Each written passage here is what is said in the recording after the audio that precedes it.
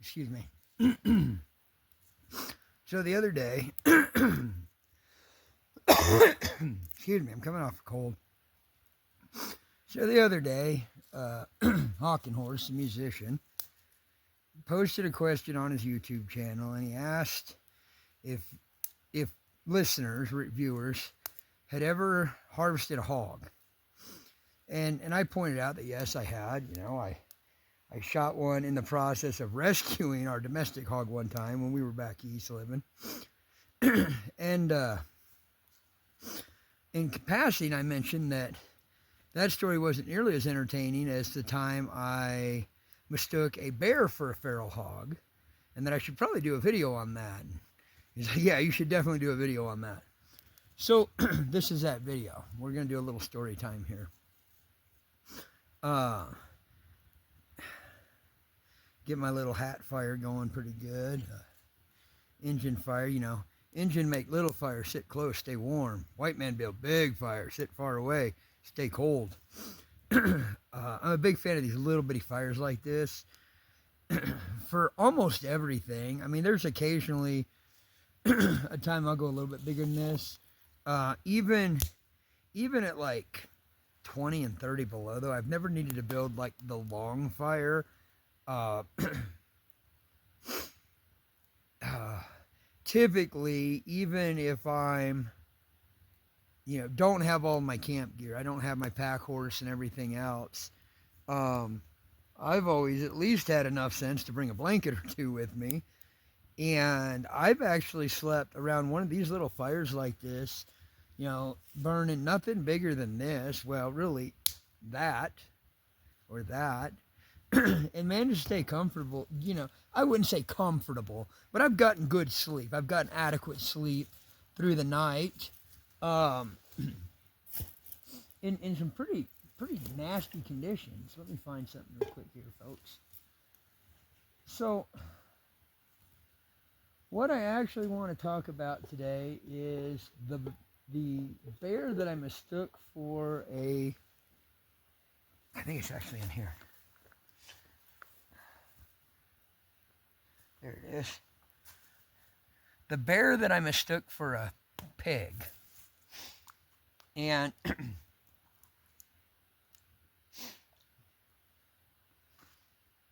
I think it's kind of a funny story. Everyone I've ever told the story to thought it was absolutely hilarious because it makes me look like an idiot.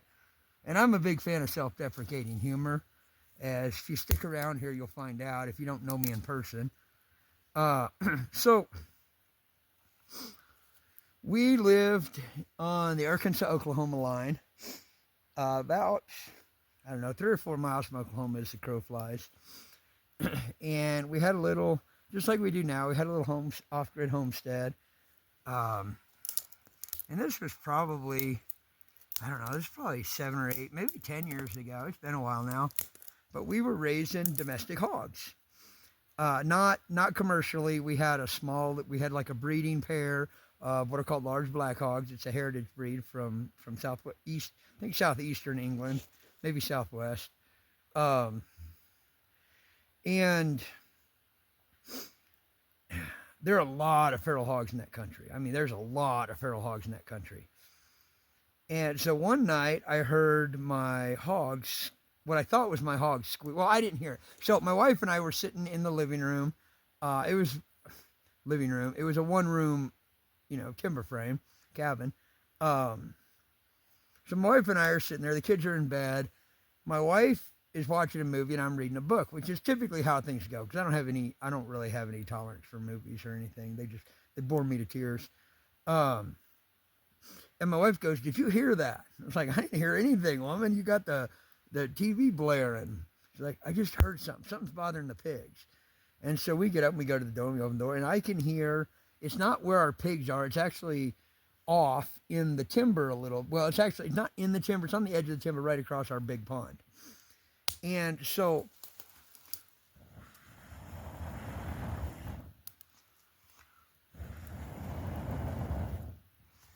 I go, "Oh, that's feral hogs." Now, I used to, because we had livestock, we had horses, we had pigs, we had chickens, and there's bears and feral hog stuff around. I always kept a rifle right by the door. I kept a pistol right by the door. In this case, it was a 10.5-inch barreled AR-15. So a little bitty short, essentially a submachine gun firing rifle caliber ammunition. And so I grab that and I go running out. Now, I'm in a hurry because I want to get there before they interfere with our hogs. I want to get there before they take off and I don't get a chance. But I'm going to run out there. Now, we've been sitting around in the living room. It's the kids are in bed. It's after supper. I'm wearing a pair of shorts and nothing else. Like, I am ready for bed. I don't have shoes on. I don't have socks on. I don't have a shirt on. I didn't grab a hat. I just grabbed this gun and ran. And it's darker than 3 foot up a bear's butt. So I go running out there, and this AR-15 was set up pretty good. It had a red dot sight on it. I think it had an EOTech on it, and I had a really bright Surefire light on it, so that I could see what I was shooting at.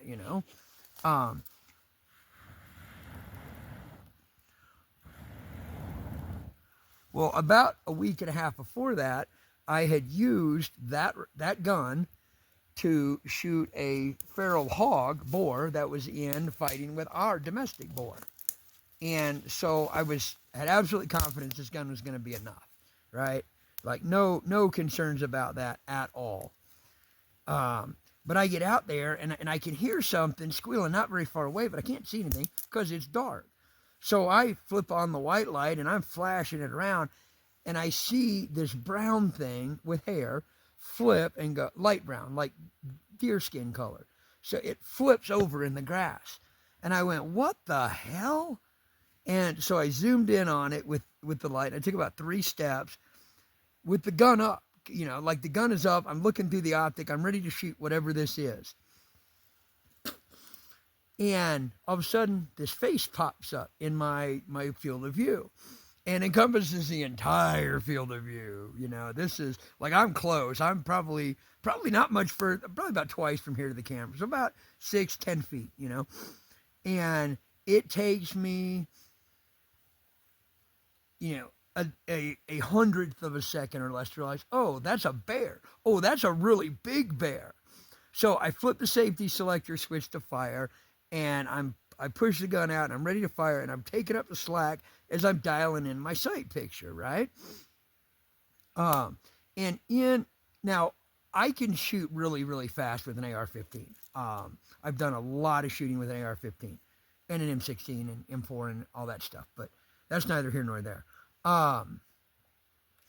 So at that time I was training a lot. I had, at 25 yards, I had like a half-second first shot break from the low ready. So I was good to go, Well, in the time it took me to flip the safety selector switch from safe to fire and tighten up my sight picture so that I was, going to shoot him right between the eyes, it occurred to me, this is a 10.5-inch 22. It's not. It's a 223. It's a 5.56. It's plenty big. But I was like, I don't have enough fucking gun. Pardon my language. But that really is what went through my head. Is I don't have enough fucking gun. And so I was looking at this bear through my sights, finger on the trigger, no slack left in the trigger at all. And it occurs to me, man, if I shoot him and he doesn't die, I'm going to get 8. So I hold fire, and he looks up, this bright, shining orb of light right in his face for, I don't know, a second, 2 seconds, and turns around and hits the tree line. So I kind of, and I scoot up a little bit. Well, he had this fawn that he had killed. And I'm like, oh, okay, well, I need more gun. So, and I need shoes on, and I need pants on, and maybe a shirt. So I, trace back over to the house, and my wife's like, what was that? And I was like, that was a really big bear. And she's like, well, yeah, I figured that when you yelled, holy shit, it's a really big bear. I don't remember yelling that. I don't think I had time to yell that, but she insisted I did. So I, throw some pants on, throw my boots on, throw a shirt on, grab a 308, and also with a weapon light and stuff on it. And I'm like, I'm gonna go find that bear. She's like, not in the dark, you're not. I was like, yeah, I am, because he'll be gone by morning.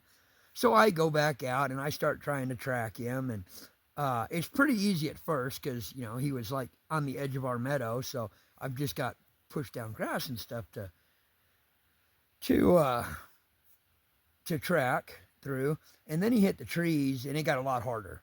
I'm a pretty good tracker. I've done quite a few tracking courses for instruction. I've done quite a bit of tracking in the wild, both man and beast. It got a lot harder. I don't know if you've ever tracked at night, but even with a really bright light, tracking at night is hard. So I tried to track him for probably, 50, 75 feet or something. It's like, this isn't going to happen. I'm going to trip over him in the dark and he's going to swat me and kill me, or I'm just not going to find him. I'll waste all night out here lollygagging around trying to find him. So I turned around and went home. We didn't see that bear in our yard again. About 2 weeks later, though, we were coming home, and we had to drive along two sides of the neighbor's ranch property to get to our gate. And they had, I don't know, they had like a quarter section, like 160 acres or something. Out here, that's nothing. Back there, that's a lot of ground. And so as we're driving along, my wife's like, holy crap, what is that? And I look out, and there's this huge, huge bear running through the neighbor's fucking cows. I'm like, oh, that's a bear. That's that bear. So I jump out, and I've got, a 308 I think I had an AR-15 in the truck for my truck gun. So I jump out, and I, charge it. I get across the hood, and I lean in because I'm going to take the shot. And it's like 300 yards, which is a money shot with an AR-15, especially with a scope on it. I mean, that's easy shot. But I also realized this bear is running through my neighbor's cows. I'm like, I don't think I'm going to miss. But man, if I do, how am I going to explain this to the neighbor? So I'm like, okay, I'm going to wait. So I jump back in the truck, and we run up to the neighbors like, hey, there's a bear with your cows. He's like, well, go shoot it. I was like, well, I was going to, but so I run out his back door and past his barn through his yard and stuff, and I get out, and that bear is gone. I mean, he is gone. We ended up moving a few months later. Never saw that bear again, but that moment when I thought I was hunting a hog and this bear just pops up in my optic. And I mean, all I could see with bear, I could see his two little beady eyes, and I could see his snout, and I could see his teeth, and I could see a little bit of deer hanging out the corner of his mouth. And it was just like, whoa, I think I bit off more than I want to chew on right now. So hopefully you guys found some humor in that. It's a pretty entertaining story. It makes me look like a buffoon, which I kind of was, but it's an entertaining story, and I hope you guys got some enjoyment out of that. No bears were harmed in the making of this story, obviously, but I ended up harvesting a deer almost exactly where he had killed that fawn. Couple weeks later, I was, it was like the last day of deer season. I was sitting out on the front porch, and deer laying there. I was like, oh, well, there's my meat for the winter. And so I ended up lazing. It was like 103 yards, 104 yards maybe. But yeah, I ran all the way out there barefoot in a pair of shorts and nothing else in the dark. It's just like, oh, I'm going to go shoot a pig. It wasn't a pig. But, so one thing I want to point out here is there's, not at all related to the story, but I know somebody's going to try to gig me on this in the comments or something. There's a lot of leaf litter on the ground right here. And I know in the past, I've had people that have seen pictures and stuff, or I've had students that are like, oh, you didn't clear enough of a safety margin. What if that fire gets away from you? Because I can literally cover this fire with my hand. I can literally put it out by putting my hat over it. This fire is not going to get away from me. And what I can do is, now that it's burning out, and I'm going to let it just continue burning out. I may even take some of the wood off. As long as it's not burned or burning. That stuff is still burning. So I'm going to leave that on there and burn it down. But once that stuff, it burns down, and and I'll keep like this little end right here that's partially burned. I'll put it back over it, and I'll put this one back up on there. I'll put this one on, and I'm going to burn this all the way down to ash. There's not going to be anything left but ash. So when I'm done with that, I'll take my cup right over here to the creek that's like, 15 feet away, and I'll scoop some water, and I'll dump it over there and stir it up, make sure it's drowned. And then I'm going to kick these leaves back over this and this grass back over this. Number one, I'm going to make sure the fire is completely out. It's a little bitty fire, so it's really easy to put completely out. Number two, I'm going to cover it again. Now, in the historical period, guys would have done that to mask that they had been there. It's camouflage. It's like, oh, no, nobody was here. Not so much to stop a determined tracker, because a skilled tracker is going to notice this, but so that somebody just walking along may not notice it. They may just overlook it and, not start tracking you because they saw it. In our era, I do this because this reduces the impact that I have on my environment. I'm not, obviously, I'm sitting here with a fire going. I'm not a big fan of leave no trace as dogma. I am a big fan of leave no trace as a mindset, because when I'm out, I don't want to trip over somebody else's crap. I don't want to trip over their old campfire rings. I don't want to trip over their trash. And so this is my contribution to reducing that happening, is it reduces the signature that somebody walking along out here is going to be like, oh yeah, somebody camped here. Now, obviously, I'm not camping. I'm just out here to film this and tell this story. But I wanted to touch on that, what I'm doing here, and why I didn't clear a bigger space. I've got this fire completely under control. If I was going to make a bigger fire, and it is soaking wet. It's been raining and snowing for like 3 days. Mostly rain and sleet, as you can tell, because there's no snow on the ground. These leaves are just absolutely soaked through. It would take longer for them to dry than the fire is going to stay burning. So I'm not real worried about that. What I am going to do, though, is I am going to dump some water over it, smash it down with a stick or my foot or something, and smear it all together, and make sure it's out. And then I'm going to kick these leaves back over it.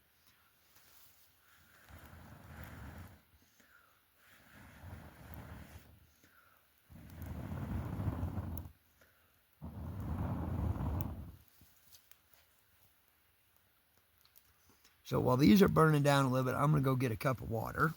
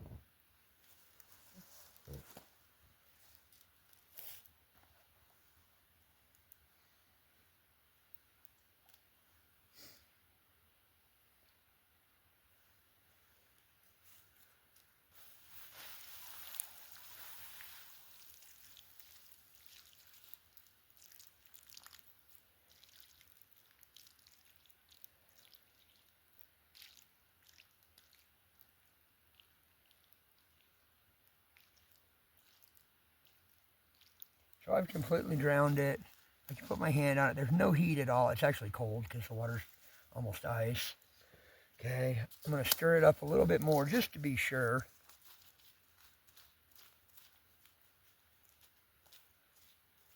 And there's a couple of little unburnt ends that I wouldn't normally leave, but I'm probably going to today. Okay, touch it again, make sure it's still cold, it's good. So then I'm just going to kick this stuff back over it.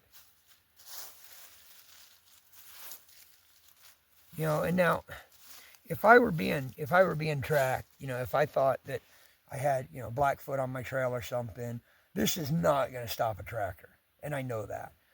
Now, in 3 or 4 days, there's not going to be any evidence left. These leaves are going to settle. They're going to get wind blown. My little wood pile here is going to get chucked back into the timber, so it's scattered out.